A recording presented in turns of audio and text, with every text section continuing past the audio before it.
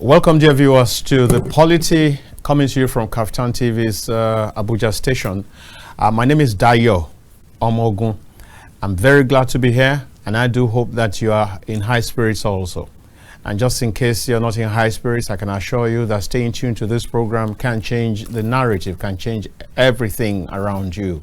Because we're going to be talking with a passionate person, a passionate Nigerian, about Nigerian issues. And I know that you're one of those passionate Nigerians who also desires that Nigeria becomes greater than it is already.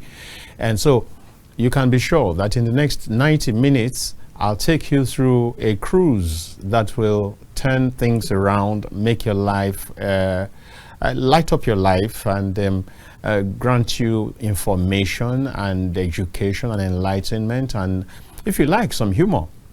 And so you can be sure that you're in good hands. You're welcome once again, and I'd like you to invite your neighbors to be a part of this scintillating session that we're going to be having.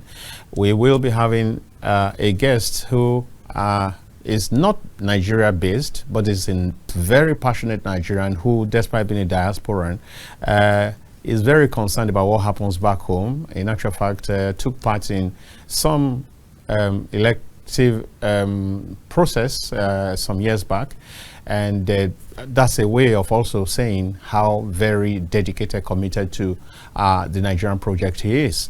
But then, just before we get there, what exactly is the trending matter right now that we will be talking about? It's the Constitution review. And a whole lot of matters are getting so much attention. Many people are raising so many issues. Why can't we have, can't we talk about state creation? Why can't we talk about local government creation? Why can't we talk about state police? Why can't we touch and do a few things around some of those state police, I mean, so that security can be a lot better, and so on and so forth. There are a whole lot of issues. Why must power, electricity, be a federal government and exclusive on the exclusive list? Okay, right now, I know that states have also been granted rights to generate power and all that. But then why did we have to even leave it till this point? And then what we approach right now, what exactly is it? Is this federalism? Is this quasi-federalism? Is this pseudo-federalism? Is this untrue? Because if you say something, if you qualify federalism as true federalism, you probably are suggesting that there can be untrue federalism or pseudo-federalism or whatever. So what it means is that while one is true, and like you go to the market and they say, I get original, I get the other one. So what we're saying is that we have true federalism and we have that which is not true. And so where are we right now, which is our reality, and where should we be, which is the ideal? Those are some of the issues that we will be talking about in the course of this session of the program. And I welcome you very heartily once again. I do hope that my guest will be joining me any moment soon, and at that time I'll unveil him unto you. But before then, what are your own issues? What are those things that you think should be talked about, should be discussed, should be tweaked, if you like? I mean, so what are those things we need to talk about? Should we have, I mean, in some weeks past, some weeks ago, I remember bringing some guests here to talk about what are the things we need to, and that was even before this Constitution review thing going on around the nation. I did raise issues like, can't we have a situation where before an elected person, particularly the president, is sworn into office, all cases around his election are decided and sorted out? Because what we currently have is a situation where somebody is elected into office and still has cases to take care of. It's not very fair, because what it then means is that a sitting president has capacity to interfere with the case concerning his election. So that's something that should be worrisome to Nigerians. And so we were asking, can we do something about it? At this point, let me bring in my guest. I'll bring in my guest. My guest is Dr. Nwachukwu Anakwenze. And I do hope that he can join straight away. Yeah, so Dr. Nwachukwu Anakwenze, you are welcome. Yeah, thank you very much. All right, so Dr. Nwachukwu Anakwenze is a former PDP presidential aspirant in the towards the 2023 elections, and he's US based, but in spite of that, he's very passionate about whatever concerns Nigeria. He's one very passionate Nigerian who's concerned that this country has too much potential to be where it currently is. And Doctor, I must say welcome to the show. Thank you very much. All right. Doctor, just before we get into the discussions proper, I invite you to use the next 1 minute to talk about yourself. Let's meet Dr. Nwachukwu Anakwenze, because beyond being an ex-presidential aspirant, I know that you're a physician, you're a farmer, and all that and all that. Tell us a little bit about yourself. Yeah, Dr. Nwachukwu Anakwenze, Ono Nabagana. I'm a medical doctor in America. I came here when I was 19 years old, and I was frustrated as a young person, but I came here with only $50 in my pocket, and I got into University of California, San Diego, where I was allowed to study medicine. I got 10 straight A's from Nigeria. As soon as I came, they gave me scholarship. 10 straight A's, did you say? Yeah, 10 straight A's. Wow. And immediately they saw that, they gave me scholarship. My father is a retired school teacher. My mother sells food on the side of the road. They are not able to pay my school fees. So American people trained me. I have Doctor of Medicine. I have Masters in Business Administration. I have Masters in Public Health. I'm trained to run any business. In America here, I have one of the largest medical organizations in America. I have 5,000 doctors that work for my company since 1993. So we have more than 500 primary care sites, and we have about 20 hospitals affiliated.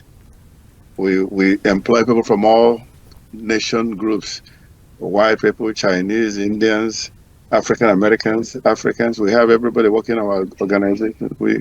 We can treat anything wrong with you. Your eyes, your ear, nose, your heart. We can give you new heart. We can give you new knees. We can do anything. We can give you new eyesight. Here, there's nothing we can do. Wow. So that's the opportunity they gave me here, regardless of the fact that I'm a black African man. They saw that I got 10 A's, and I defeated all the Oyibo people and Chinese people in the same class, and then they noticed it and they took me out and gave me money. They paid my school fees, they gave me money to eat, they gave me money to buy books without bribe, unlike Nigeria. But how come, Doctor, you're still so very devoted to Nigeria in spite of the fact that you've gotten so much help and so much push from the American system? Yeah, because na TV. Why you hyper? Because somebody, and I don't have anything to do with them. I want to do the same thing for other people. Because I want to do something for other Nigerians, other Africans, other tribes. I'm not Oyibo man, but they help me. So I want to help other people. I want to reach out to help other Africans, not just my Igbo people. I want to help everybody. I came from the village and I succeeded here. That means most Nigerians are very intelligent and they can succeed anywhere in the world. Right. So that's what we're pushing. So we give out our foundation, we give out scholarship, like 300 scholarships every year. We provide healthcare for free to a lot of people. We provide employment for more than 400 people. I have big farms in Nigeria. I make rice. I make pig. I have 2,000 pigs. I have rice like 4 miles. My farm is big, 4 miles. I use Caterpillar tractors, modern equipment. I'm doing it to help young people, the youth. My passion is helping the youth, to pull them up, give them chance to come up in life. So we make the best bottled water in Nigeria. We have fishery. we have piggery, and we have industries. All right, Doctor. All right, Doctor.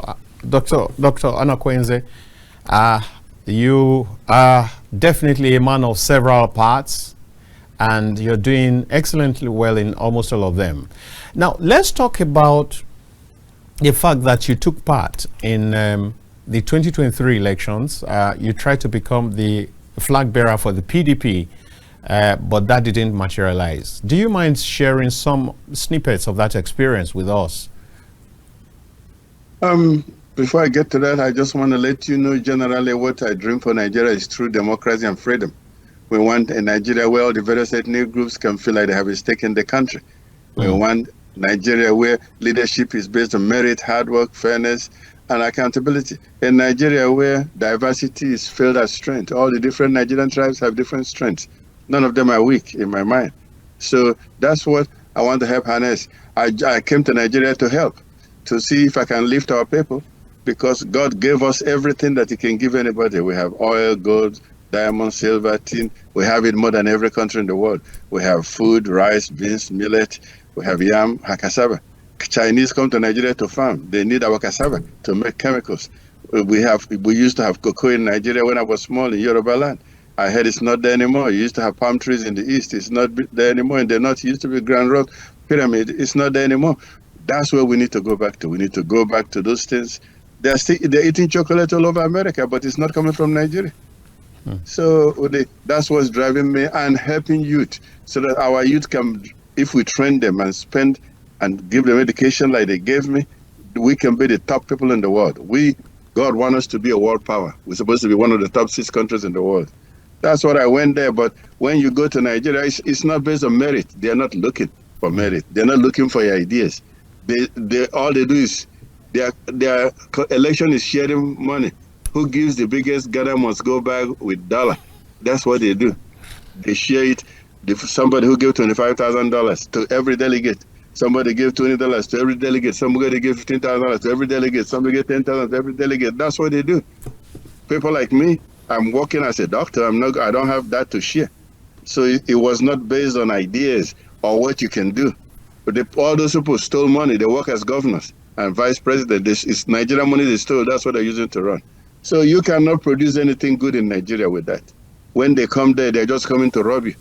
You know, what God gave you, that's what they're destroying. They're destroying you and your children and your great-grandchildren. They're eating them now. What people who have not been born. All those people running, they are not qualified. They don't have any education. They don't have any serious education. They don't have any morality. A country like China in 1949 was nothing compared to Nigeria or India. We're better than them, but they have disciplined people, intelligent people, disciplined that want to push their country forward. That's the difference. We have the worst people, thief people, who's supposed to be in Kirikiri prison. Those are the ones running Nigeria till today. All right, Doctor.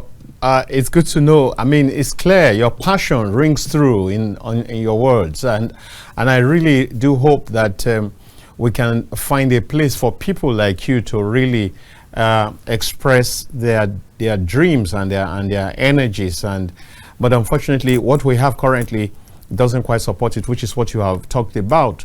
But we remain hopeful that this will not always be our story, that things will get better, that the narratives will change. Now, so at this point, let us a little bit more into what happened in your 2023 odyssey, the election odyssey. Yeah, you know, I came to run, like I said, I wanted to change Nigeria.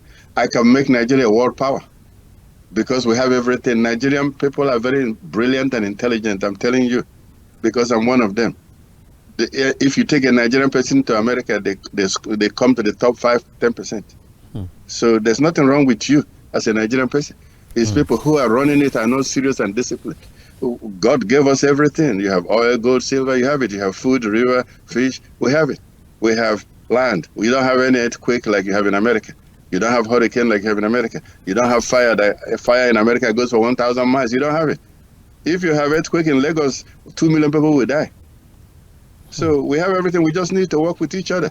You know, diversity is strength. Yoruba people have good strength. Igbo people have their strength. The Northerners have their strength. We need to bring it together like a World Cup team. and have serious people that want to change things for the future. It's still doable. That's why I'm still trying to talk to you. We can still change it. We can turn it around. Spend money on training our children, give them scholarship, have skill acquisition center, train them. Not everybody have to have PhD. Most of them, 70% needs to learn how to do electric, plumbing, electrical, wiring, car. That's where most people work in America. We need to train them so that everybody will be self-sufficient. The government cannot give you jobs, everybody job. Everything that the government runs fails. There used to be Nigerian Airways, it failed.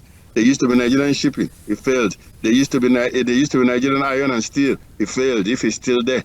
There is Nigerian Refinery, it failed. There used to be Nigerian Oil and Gas Company, failed. Alumaco, failed. Everything they touch, failed. The problem is... So, doctor, what do you think is the real problem with all that is generating all these failures? Because when you have government things, you don't have serious people running it. They're there to employ their family and their children and their sister, their in-laws. That's what they're putting in there. You don't have serious, committed people based on merit of quality. And then typical Nigerian person that goes to government work, they go there by 10, they leave by 2. They say, our guy is not in the seat. A real company, you have people working 15 hours a day, 12 hours a day, serious. They're there, early in the morning and they go late. And some of them work 7 days a week. Don't you see we have companies that work in Nigeria like Dangote? Don't you see Inosim Motors? Inosim Motors in Nnewi, they make all kinds of vehicles, truck, trailers, tipper, it's a SUV, it's a private company. They are making it. If the government owns them, they will fail. Don't you see Dangote? Don't you see Kiss Airline is working? If Nigerians have an airline today, it will fail. Because everybody that was riding Nigerian Airways didn't pay ticket. It's government workers, government this, government that, minister's wife, this person. So the whole plane is full of people who did not pay for ticket. How would it succeed? So we have to move things to private sector.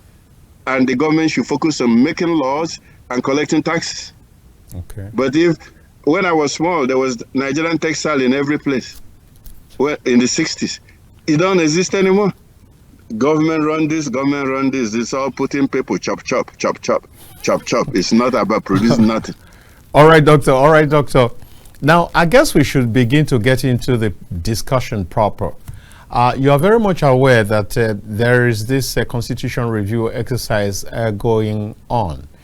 In actual fact, some few weeks back, I recall bringing some guests into this place to talk about some of the things, some of the reforms that I believe that we should be having. For example, there are many issues that could help us have better elections. For example, is it not possible for us to have a situation, to have the laws corrected in such a way that, first, that the INEC chairman doesn't need the approval of Mr. President, doesn't need to be appointed by Mr. President? Can't we get around that? Because how do you appoint? He who appoints the piper, who employs the piper, dictates the tune. We all know that. Now, that is one. Is it not possible, for example, for us to have a situation where before a president-elect is sworn into office, whatever case has to do with his election is first of all concluded, so that he doesn't have any power or some excessive power to interfere with the case? A whole lot of such issues. Several other things. Is it possible for us to tinker with the electioneering process and ensure that vote buying is abolished, or at least brought down to a very low, insignificant level? A whole lot of issues. So these are some of the things that people are talking about. Do we really need state police? Don't we already have some form of state police in many states already?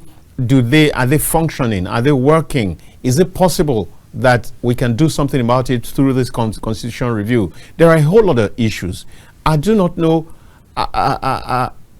how you feel about this, but of course we have brought we have narrowed the topic down to true federalism and restructuring of Nigeria.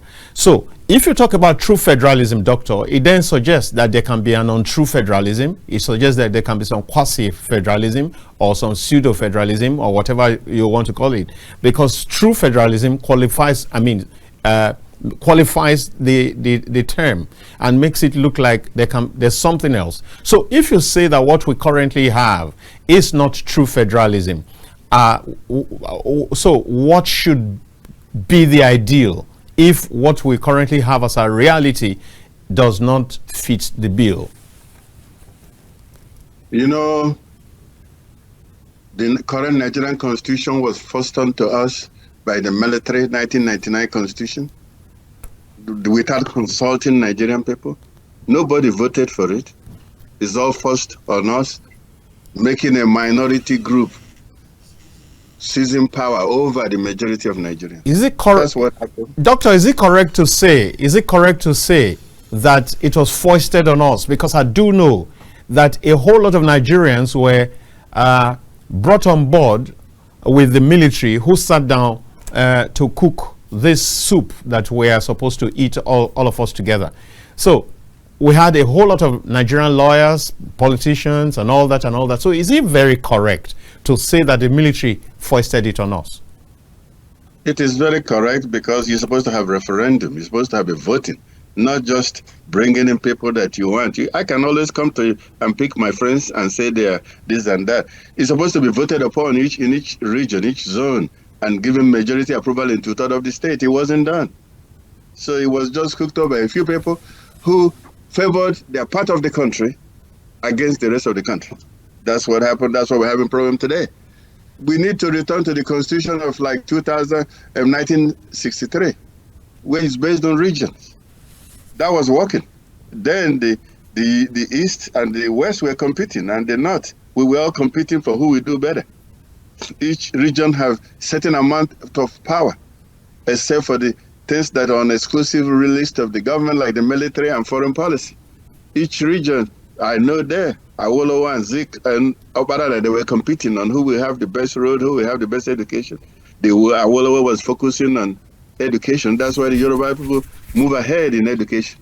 And the East were focusing on economy. And the East moved on in business and economy.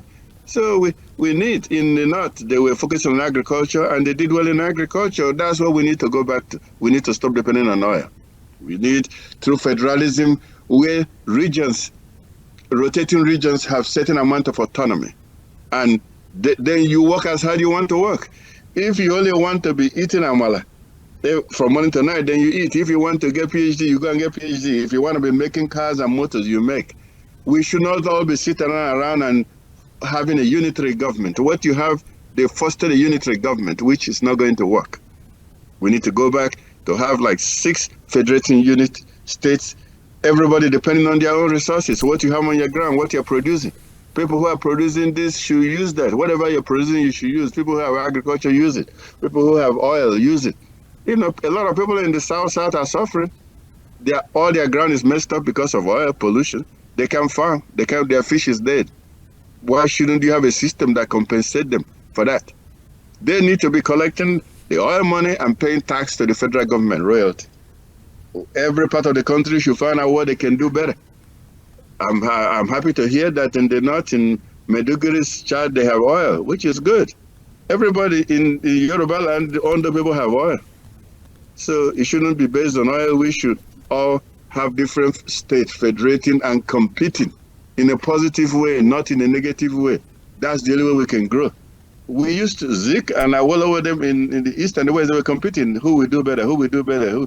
I saw that and it was working. We need to go back to that. Not, you don't want a state where somebody's forcing Sharia on everybody. Everybody don't believe in Sharia. You know, the people who believe in Sharia should have their own Sharia state. People who don't believe it should have their own state that's not my Sharia. That's what it needs to be.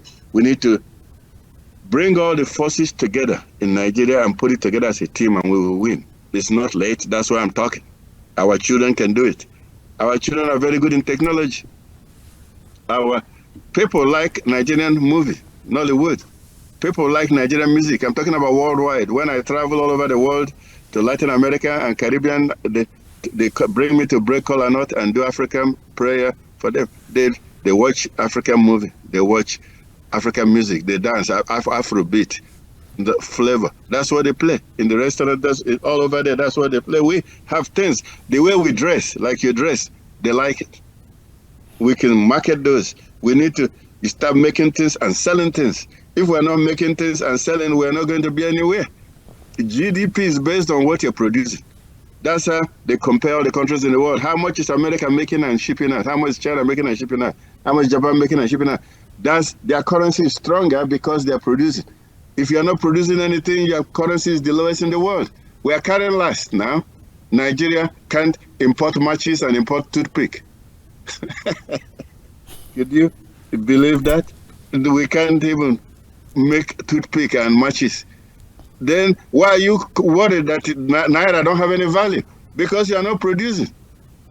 You should build railways connecting all the states of Nigeria, connecting them to the ocean, so that we make things, we ship it out. We are ready to make things where I come from. We're making cars, we can make fridge, TV, radio, computer. If you just encourage them, we can make things only by producing.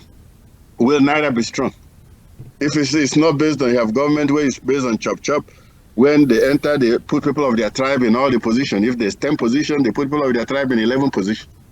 Out of 10 positions, they will give 10 positions, 11 positions to the people of their tribe. That's what's happening today. That's what Buhari did. It's still happening now. That's not going to help us. Different tribes have different strengths. Ijaw people are good with water. You can't do better than them. Yoruba people are good like media and law. You know, everybody, people are good with making things economy. All these strengths, everybody has something they're good in. You use all of them so we can win. That's what I'm talking about. That's why I'm still fighting. All right, Doctor. I guess we will be going on break very shortly. And then after the break, okay, just before the break, let's see if we can quickly squeeze this in. Now, Doctor, don't you believe that our problem is not really the Constitution, but the workers, the people who operate the Constitution, Nigerians, aren't we the problems? Is it the problem of the law? Is it the problem of the ground norm of the law? Or is it the problem of Nigerians who are adept at circumventing whatever laws that you create? It's both. It's both. It's both. The constitution needs to be good. Then Nigerians are led by people who are bad example. If you have people who are serious-minded, Nigerians will change. That's what I'm telling you. Nigerian people are not the real problem. Is the example they see. They go there, they put people of their tribe in all the position. They put their sister, their mother, and this. That's what they do. They're doing it today. They are not focused on bringing in the best from all the different groups.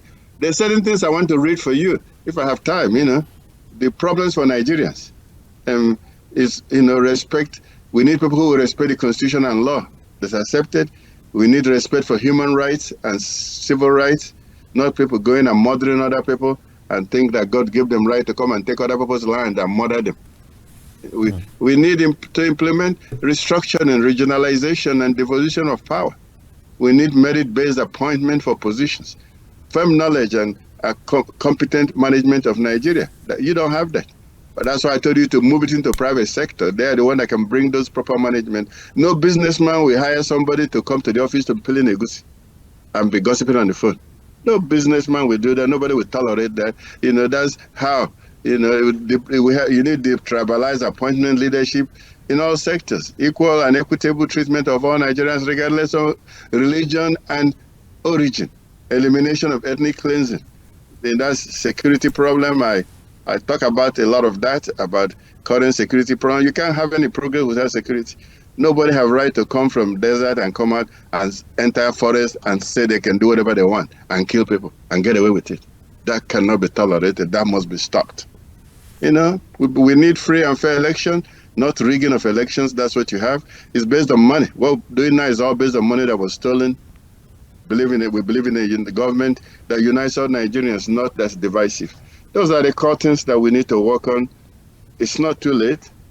I've devoted my life to this. I have businesses in Nigeria. It's working. My business works.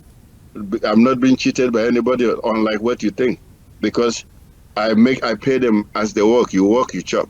I pay them. The more you work, the more I pay you. I don't pay everybody one salary. So Nigerians, they're responding to it. Nobody's stealing from me. All right, doctor. We'll go on this break, and when we get back, we make progress. Yeah, so we'll take this break and get some air and sort out some things, and then when we get back, we hope that we will make progress, and you will be the judge as to whether this has been worth your while. Thank you. Stay tuned and get back after the break. You're welcome back to the POLITY, and it's coming to you from the Abuja station of Kaftan Television. And we've been talking about the current constitution review and how, I mean, they talk, all the talk about true federalism and restructuring the country. And I've been talking with my guests, a US-based physician, medical doctor, a businessman, and someone who is so passionate about Nigeria in spite of not being here, in spite of all the help that's received from the outside world, and whose name is Dr. Nwachukwu Anakwenze. And he's been with me all the while, and I do hope that he'll be joining back very shortly. All right, so he's here. Dr. Anakwenze, you're welcome back. Thank you very much. So good to have you. Now, let's, you identified that it's the environment that is choking the excellence, the productive energies of Nigerians. You did say, for example, that when Nigerians go abroad, they come top of the class, whether in school or in their careers, in their professions and all that. And we have seen clearly that because of this, because of the challenges of a bad environment, we see that there's a Japa syndrome that has led to a drain of our human resources, even in the most important sectors. For example, the medical sector. We find out, for example, that we have, from records, we have over 12,000 Nigerian medical personnel abroad. And these are people we need back home. Now, within the same context that we've been talking, what do you think can be done to arrest this brain drain, this Japa syndrome, to keep very much needed personnel, very much needed professionals back home in Nigeria? The problem is of the bad economy is due to the bad leadership. You don't have people that are serious, are focused, are well educated, that want to drive Nigeria forward. So because of that, the doctors and the nurses are not paid well. They are not, sometimes they're not paid for 6 months or 7 months. Why should they tolerate that? They should be allowed to go where they can find the best. You are competing with the world. You have to wake up and know you are in competition with the world. You have to get things moving. You have to get economy rolling so that people will stay. Nobody, they're going out to overseas, but they're sending money to Nigeria. Look, if Nigeria earns $25 billion a year, 60 billion comes from overseas. Those people that are living are sending plenty of money. A lot of the people building industries and beautiful houses, they are from America and overseas. There's nothing wrong with that. When they go overseas, they learn higher technology. They have better schools. They learn how to do it at a higher level. But they will eventually come back. People like me, I'm there more than you. I used to come 3 times a year. Now I'm required to come 6 times a year. I'm there. I come and spend 1 month in Nigeria, I spend 1 month in America, 1 month in Nigeria, 1 month in America. I do that. You don't go to your village like me. I come and I go to my village. I stay. You stay in Abuja and Lagos. Doctor, you can't be too sure about that. You don't go to your village. That's typical Nigerians. They go stay in the city. When I come, I stay in my village, and I operate from there. I fly to the city when I want to do business, and I come back. So because you said that you were saying, despite me not being in Nigeria, I know more about Nigeria than you. I know people when I land in airport, they say we're hungry. I eat once a day. 010. They tell me when I enter the Abuja road, I don't see cars. They say we can't afford petrol. Don't you think I know all of that? That's why I went into farming, to deal with hunger. Even in the airport, people working, custom, immigration people, they tell me they're hungry. They eat only once a day. I say, what do you eat? They tell me beans. I know. You think I don't know? I know. Then I know about security. People are afraid of traveling by 6. Everybody's locked up. In America, we live 24 hours a day. You know, we're not afraid. So our security needs to be better. Our police are not paid well. In the village, I see the policemen sleeping in one room with no toilet, no shower. They go inside the bush to do it. I see with my eyes. They wear the same clothes every day. So they are not being paid well. And then you're allowing somebody who's not paid well to be carrying AK-47.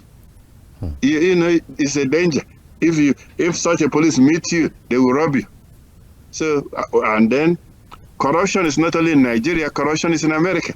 The only difference is that when they catch you in America, you go to prison for 20 years. Wow. And if you give the judge money, you double your prison time to 60 years. If you give police money, bribe in America, you go to jail for 60 years. You pay the police well, then they're not desperate. And I don't know about the lawyers, the court in Nigeria, they weren't paid well, but I know they are corrupt. When you give them money, they write the judgment as you want it.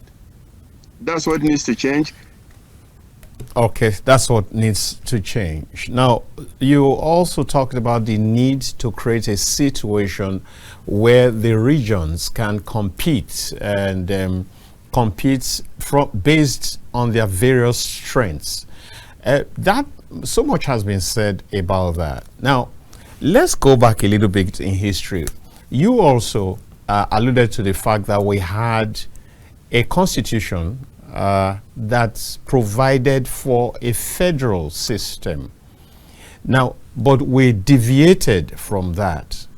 Now, so if the feeling was that the federal, the other constitution did not work for us, and we have a situation where this also does not work, and if we keep changing the document, is it not said that it's the lazy person who always has issues with his equipment? I mean, how many times are we going to be changing the document? And for example, Doctor, we have provisions within the Constitution and several other extant laws that are not even being properly applied, not being properly enforced, not being adequately enforced. So, is our problem really a change of constitution? I believe I asked something close to that before, but I think that is that important that we draw the line between, are we really in need of this document, or do we need a moral suasion? Do we need to ensure that people are brought to book, just like you said just now, that when corruption is discovered in America, the people will suffer for it? And so the punishment, the punitive measures that have been in place ensure that as much as possible, most people will not engage in corrupt activities. So is that not where the emphasis should be? We do have laws that outlaw corrupt practices. We do have laws that say that this is the limit of your power, even as an executive in office. But we see all kinds of misuse of power, and yet nothing is done concerning that. Isn't that what needs to be to get the attention? All right. So these are some of the things that I think that we need to shift the emphasis to, because I find a situation where we have all kinds of laws, we have all kinds of institutions, but then what needs to be done still fails to be done. So to me, I think that much more than changing laws or changing documents or reviewing the Constitution, I think that the emphasis, the shift should be to ensuring that people are brought to book when they err. I think, because see, if we are able to even operate the current constitution largely, I mean substantially, to a point of like 90%, I have a feeling that some of our woes will be taken care of. For example, we have the federal government, we have states, we have local government areas. Remember, last year, the federal government went to court and tried to secure autonomy for the LGs. As we speak, that autonomy has been granted. Now, yet, in spite of that autonomy, what is our reality? So, Doctor, I'm saying, is it not that we should ensure that proper, detailed, adequate enforcement is carried out? And if anybody who's saddled with such responsibility fails in their assignment, in their duties, they should be very well dealt with to ensure that there is deterrence, rather than just talking about changing this one and changing that one and changing that one. Doctor. Yeah, like I told you, you know, the corruption you have, Yahoo groups and all that in Nigeria, it started from America. They still do that in America. You still have Yahoo people calling you, trying to take your money. The only difference is when they catch you here, you go to prison well for 25 years or 50 years. That's why we're afraid. People are afraid of committing crime in America because of going to prison. If you give police bribe here, they will double your prison. If you give judge bribe, they will double your prison. That's the difference. If we enforce that, people will be afraid of committing crime. Let me tell you, in China, when they started, people try to do corruption like us. They put them in stadium, firing squad. They fire them, they shoot them live TV. And after that, everybody learned no Chinese try to take bribe or try to steal because they will shoot them. So if you do something, you go to prison. Nobody want to do that. That's what is the difference between Nigeria and America. In Nigeria, the person who committed the crime is the one that puts in prison the innocent person in prison. If somebody steal from you, and then they will the one that will hire a lawyer and they will put you in prison. They will lock you up for robbing you. They will take your money. That's what's going on in Nigeria. We can stop all of that.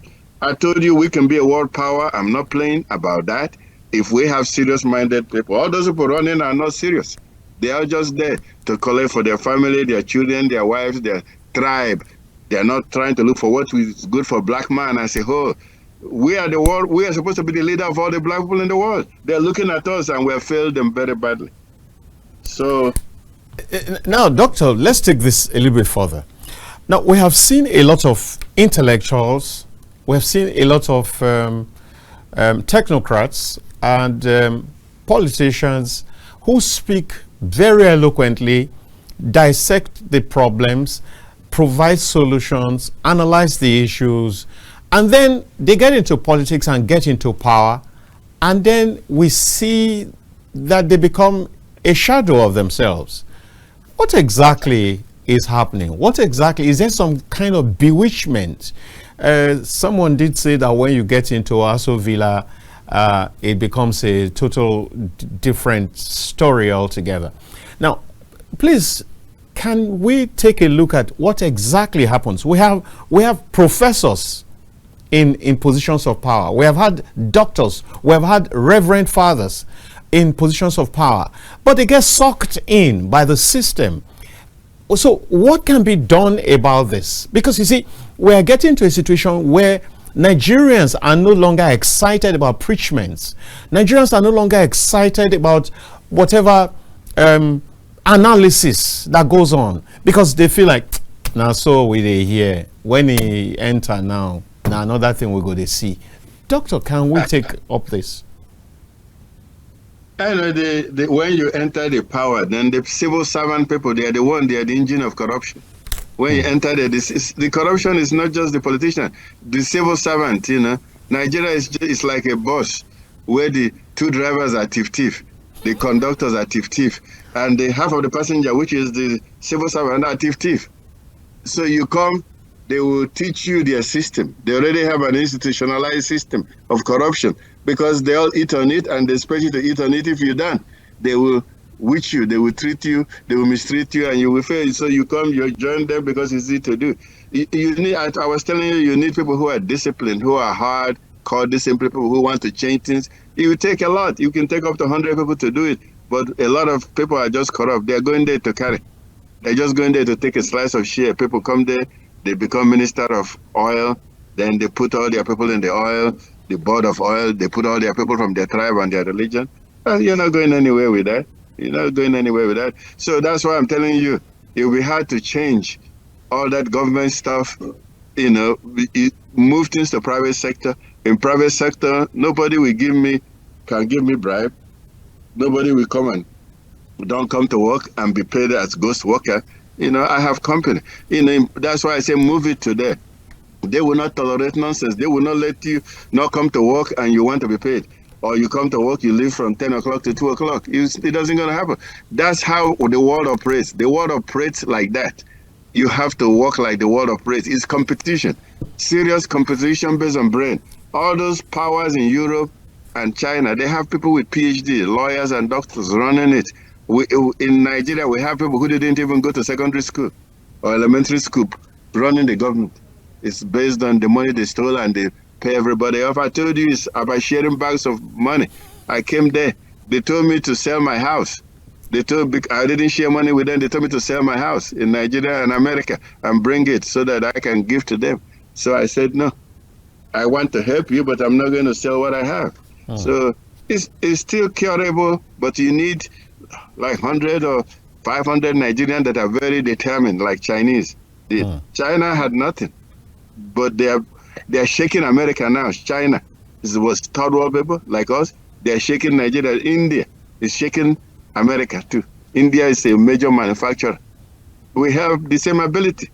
We speak English. We have very intelligent people. If we have a good system, we will compete. We can shake America and China and Germany and Japan. We have it. They come and buy the raw materials from us. Remember, Japan don't have any natural resources. They buy 100% from Nigeria, minerals, and they build Toyota and Nissan, and they come and sell to you. So we are mumu. Under your leg, they buy all the things. They come and carry all those sand from you, and they take back. They don't have anything. China does agriculture in Nigeria and Africa. Their land is not fertile. They need cassava. They need yam. On cassava, you can make 1,000 chemical products. But we are not making it. We have cassava, but we are not producing all those chemicals. So it's a matter of being inward discipline, want to change, be hungry for change, and be willing to work with all tribes and all religions. You know, the God that made the God Abraham, the Jews' religions come from God of Abraham. Muslim religion come from God of Abraham. Christian religions come from God of Abraham. African religion come from God of Abraham. Why are we fighting each other based on religion? Why is some people calling others infidels? Why are you trying to kill people and take their land and say that God told you to take your land? What kind of God? It's a devil God that tells you to take their land. It's a Satan. It's an evil spirit. Nobody have right to go to somebody's place and enter the forest without the permission of the Oba, the king, and the people of the town, and you think you can just go around killing people and stopping them going to do their farm. We have to stop that. We have to stop that. We have to have security in all parts of Nigeria, not depending on the government. I believe in the vigilante system based on local people having their own security to defend their land and defend their lives and properties. That's where we need to go to. All right. Doctor, you talked about setting the regions to compete amongst themselves at a time when there are several requests for state creation, and which is currently even receiving attention at the National Assembly. So how do we put these two together?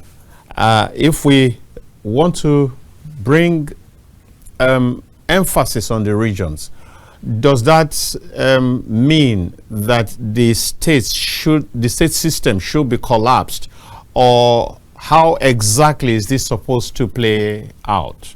In the meantime, dear viewers, you can begin to call in at this point, and let's have you weigh in, and you can take up the doctor. I'm sure he'll be very willing to engage with you. But let's be respectful. Let's watch our words, And let's be organized in our thoughts. And don't forget to also cut down the volume of your TV set, of your device, and to ensure that you're not too close to it, so we can have a beautiful conversation. Thank you. Yes, so Doctor, you can come up now and let's take that up. You talked about returning a lot more power to the regions. And I'm saying this is a time that we already have 36 states and the FCT, and several requests are on the desk of the National Assembly for the creation of new states. How do these two work together? Are you saying if we need to really go back to the regional system, will that mean a collapsing of the current state system? Or how exactly is this supposed to work, since we're talking about both true federalism and we're talking about restructuring of the country?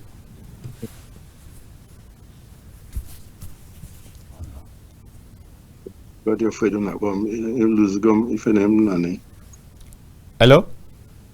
Yeah. Can you hear me? Yeah, we can hear you. Okay, yeah, phone, my sister was messing up. Okay. The states should stay, but they should they should work within the regions. All right. They should work within the states should stay, because within each state regional group you have people who feel they are being cheated and not cheated. Within the state, within the regions, so within even the states. So you need the states to accommodate everybody's interests so that they don't feel cheated. Like if you have the South people, you have different tribes, you have different regions. If you have the states, it allows you to accommodate all the different tribes so they can have a sense of belonging. But within that, you have regions where you can have regional power. Then you should have state power for the state, power for the region. It will work better. The region will have their own power. The state will have their own power. In Canada, that's how they operate. Canada, the government, each region, Ontario, can make a lot of decisions. They can do trade with people in different parts of the world. They control the electricity, their power. In Canada, Ontario, just one state, they have power. Only when it comes to army and foreign policies does the prime minister come in. So we have different tribes. You need to give them sense of belonging. Let at least each tribe control one local government, or have a predominant role in their own state. That need is still there, but then the region is still better, so we can have more integrated power and being able to do something in a bigger way. And I think 6 zones will work, regions will work. But I know some people are asking for 8 regions. It will make us better. We will compete for it. I saw it as a child. In the East, they were pushing for economic power. In the West, they were pushing for education power. So the East was advancing industries. The Yorubas were getting more education and have a lot of educated and all Nigerians. So I saw it, and it was working. They were competing. Who will do better than each other? This person does this. Just like America and Russia was competing. They're all trying to. All of that is pushing up forward. All right, Doctor. We have a situation currently, because talking about true federalism, should we have a national minimum wage that some states are crying they cannot afford to pay? Can we also make this at the level of each state? Should each state pay what they can afford? Should they agree with their own persons, with their own workers, as to what they can pay, rather than what we currently have, where, for example, private workers don't enjoy the national minimum wage, and in several states and for several months, you find situations where they are unable to pay what has been called the national minimum wage. So why don't we have a situation where, if we truly operate a federal system, then you probably can negotiate at your own level? Is that what should operate, Doctor? Yeah, you can't be forcing everybody to be paying the same thing. The federal government can set a system for the federal government, like that's how it's in America. But each state in America is different. Some states are poor, like Mississippi. In Alabama, those are backward states. They are poor. What they pay is low. Compared to California, California is paying 2 or 3 times more. New York is paying 3 times more than a place like Alabama, a place like Mississippi. All those ones are backward states. They don't have much money. You can't be somebody forced to pay what they cannot afford. They have to live within their means. If you're not happy, then you should move out to go to where? Like if you're having a poor state in Nigeria and they're not happy with that, they should go to Lagos where they have money, or go to Abuja where they have money. That's how it happens in America. You go to where they can pay you what you want, or you go overseas. But it shouldn't be minimum wage set for the whole country. It doesn't make sense because everybody's not producing at the same way. Thank you very much. We'll go on a break, and when we come back, we'll be on the home run, the home stretch at that point. So let's take this break, and when we get back, I also expect that you will make your call in so we can have your way in. Thank you.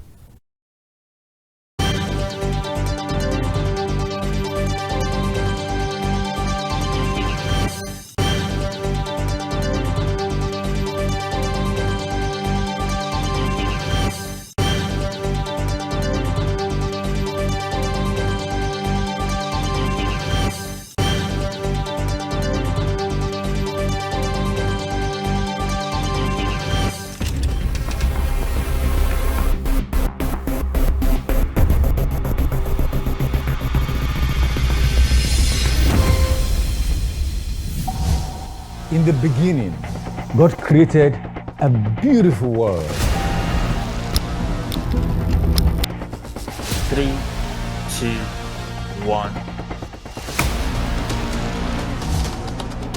Action. And that's why, at Cartoon Television, we imagine a beautiful world.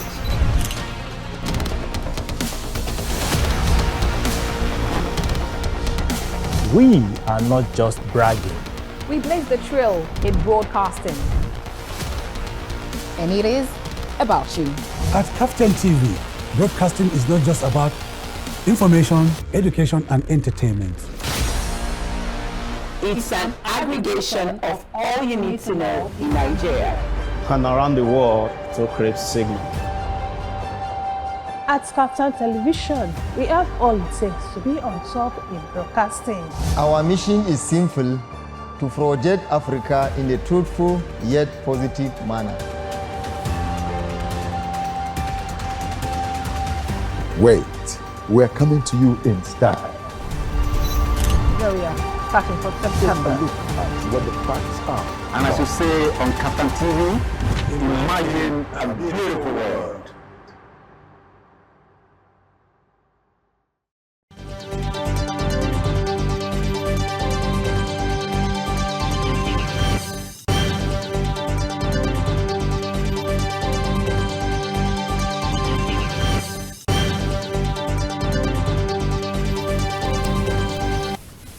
Welcome back, dear viewers. You're still onto the POLITY, and this time we're on the home run right now, the last stretch of it. And I've been talking with none other than an American-based Nigerian, a medical practitioner, a businessman, a farmer. I mean, he's into several things, and some of them just to extend a hand of help and love to millions and thousands of people around the world, and particularly in Nigeria. He is an ex-PDP Presidential Aspirant. His name is Dr. Nwachukwu Anakwenze. You're welcome back, Doctor. This is the last part of the show, and we're inviting Nigerians to call in. I do hope that the network will be cooperative, and so you can expect that one or two persons will be directing their inquiries to you. All right, so very good take there, because we have a situation that's confusing. You say something is national minimum wage, it does not apply in the private sector. It does not, it's a challenge for several states and all of that. Now, let's still talking about restructuring, still talking about true federalism. Several persons have said that we need state police. What's your take on this, especially against the background of the fact that we have state independent electoral commissions, and we see the sham that has been their performance over the years, where you just know that whoever is governor in the state, the results largely, substantially, will favor such a governor's party.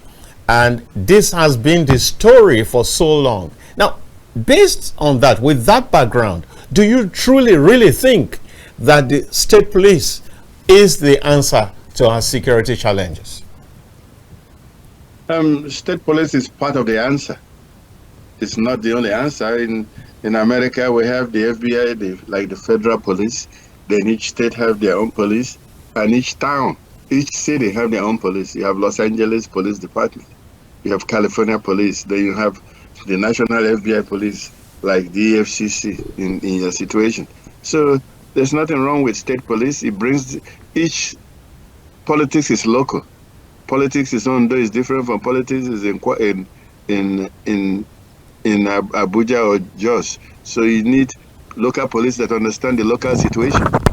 There's nothing wrong with that. But security is not just about policing.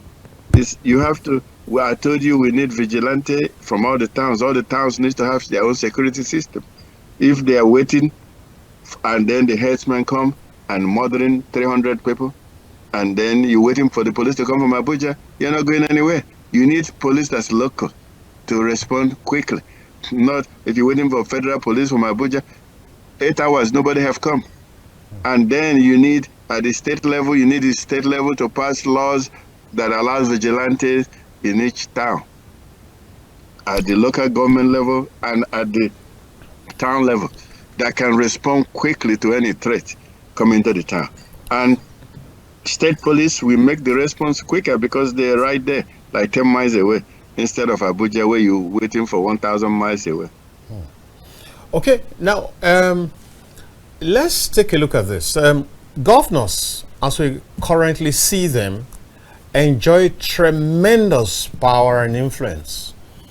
And we have seen this deployed to cow people, to intimidate opponents, political opponents, and to do all sorts of things. And you know, we operate in an environment where rule of law is just on paper, mostly on paper. Now, if you have governors who already have so much power, some of them drunk with the power, how do you now also give them power to use the police legally now to do that which they had always done? Are we not going to find ourselves in a situation where you are empowering abuse of power, where you are empowering bringing into the statutes the force of law to ensure that intimidation continues, abuse of power continues, misuse of office continues, and all that? It depends on who you elect. You need to focus on putting in the best people who want to serve the people. But here in America, there is a check and balance. The state police is in charge, but if they are not doing the job, the federal police come and intervene. The FBI comes, and when they come, they supersede the local state police. So it's this check and balance. And then the court system in America will rule. They can rule against the governor. They can stop the state police from misbehaving. But like, if the state police is handling it, the FBI will be around, the federal police. But if they are not handling it well, the federal police will intervene and they will overrule the local police. And the court system are very active in ruling against the governor, and they stop the governor. So the governor have the power to go ahead and start, but they have to do it correctly. If not, there are people that will stop them, federal and the court system.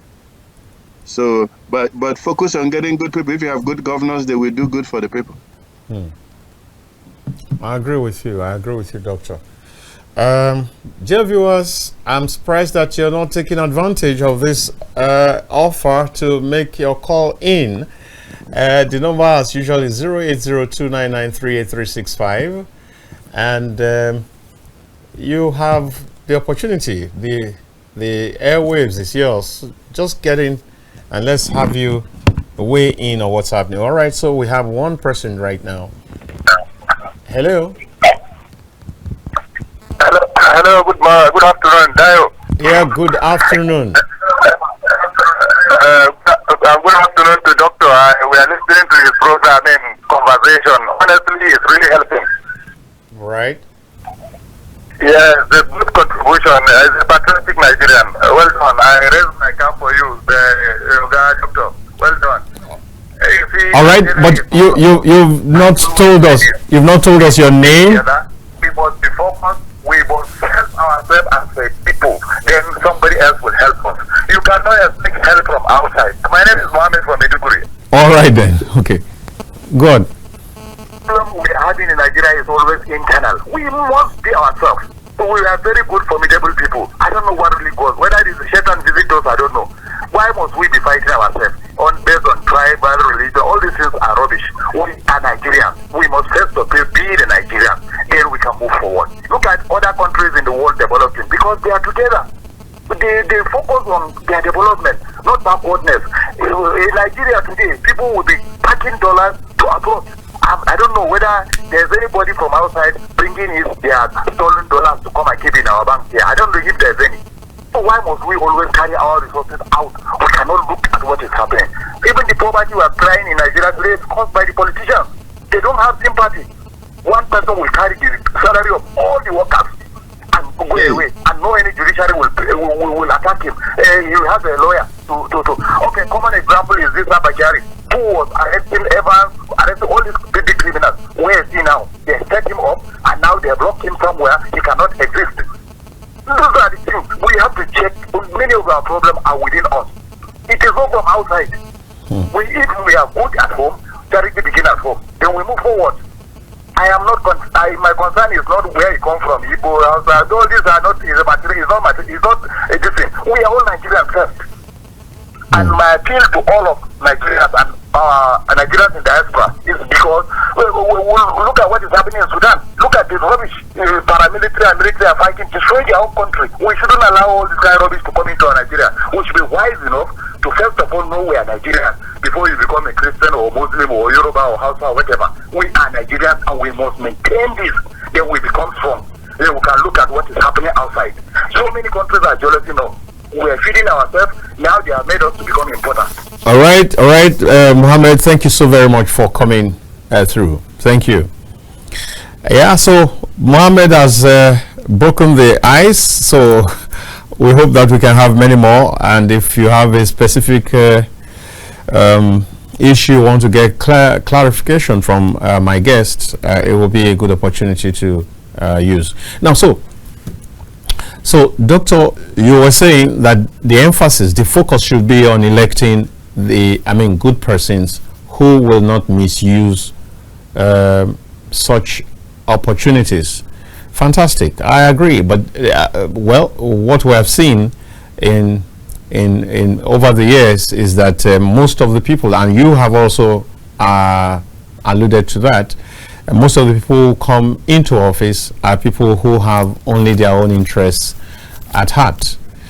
Now, still talking about restructuring, because we need to really have specific areas. We've talked about state police, we've talked about a national minimum wage. Now, the area of electricity, I know that there's some improvement in. I think that is one area that we really need to be very intentional. What do you think, Doctor? We have everything it takes to have 24 hours electricity now. Okay. Like in America, some people use coal. We have coal in Enugu, and we have coal in Kogi State. Some people use gas where you have gas. In rivers and along the southern states, gas is everywhere. You use gas to power turbine. You have rivers everywhere in Nigeria. You turn rivers you dam it and you produce the electricity. There is no reason why we should be suffering for no electricity for 1 minute. When I travel all over the world, like in Caribbeans, the small countries, tiny countries that are not as big as Ibadan, they have electricity countries 24 hours a day. Jamaica, 24 hours power. They are very small countries with very few resources.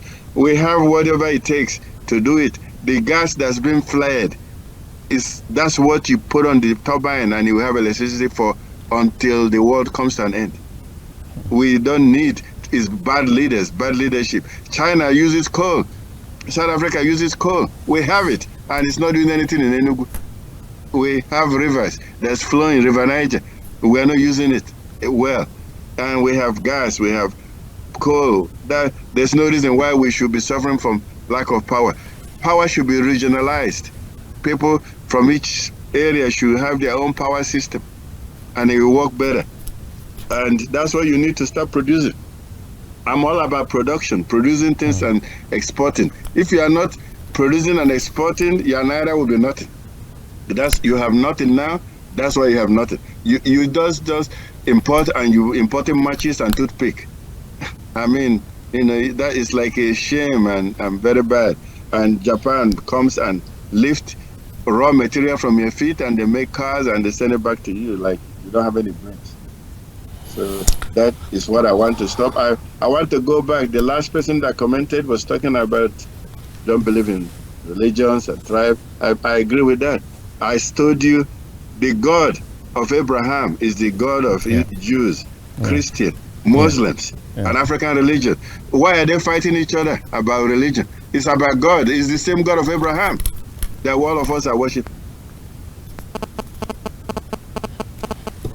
All right. Doctor, we have just a few minutes to go, and I guess we should get your parting shots, your parting words in just about 1 minute, 2 minutes.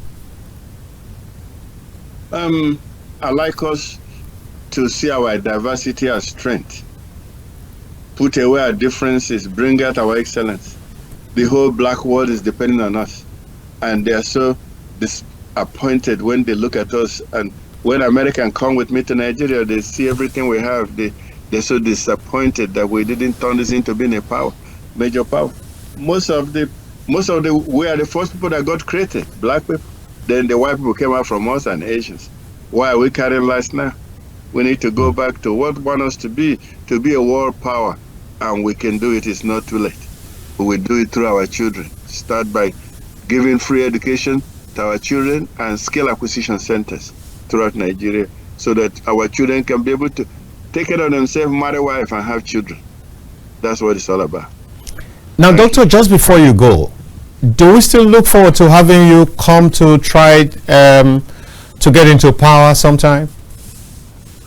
I have my options open. It's not closed. But if it's coming to carry back, Ghana must go back and share, then I'm not going to do that. That's what they're doing. If they're serious about ideas, I have more ideas than everybody. I'm more educated than almost everybody. And Nigeria can be a superpower. That's what I can help do. But if you're talking about me selling my house and selling my company so I can come and share money in Abuja, I wouldn't do it. All right, thank you very much. That has been Dr. Nwachukwu Anakwenze, a medical practitioner based in Nigerian, based in the United States, but who's so very passionate about home. So much so that he has businesses in Nigeria, farms in Nigeria, producing rice, like he said, and several other products, and giving out scholarships to several persons across the land, and also who really wanted to see how he can personally turn things around, and in the 2023 got involved in party politics and tried to get a ticket of the People's Democratic Party, even though that didn't quite sail through. But that's him, and we do wish him the very best, and do hope that his dreams, just like our dreams, come true for Nigeria. Thank you very much, Doctor, for coming. We do hope that we can have you some other time again. Okay, thank you very much. I'm willing to help, you know. Right. Anytime I was helped by other people, I'm willing to help Nigerian people. Right. Thank you. Thank you very much. And so it's bye for now, even as I say thank you to my production team, and I say a great thank you to all of you who have taken time to watch this show. I looked forward to having you with me on Matters Arising at 8 in the evening. My name is Dayo Omoogun, and I'm out.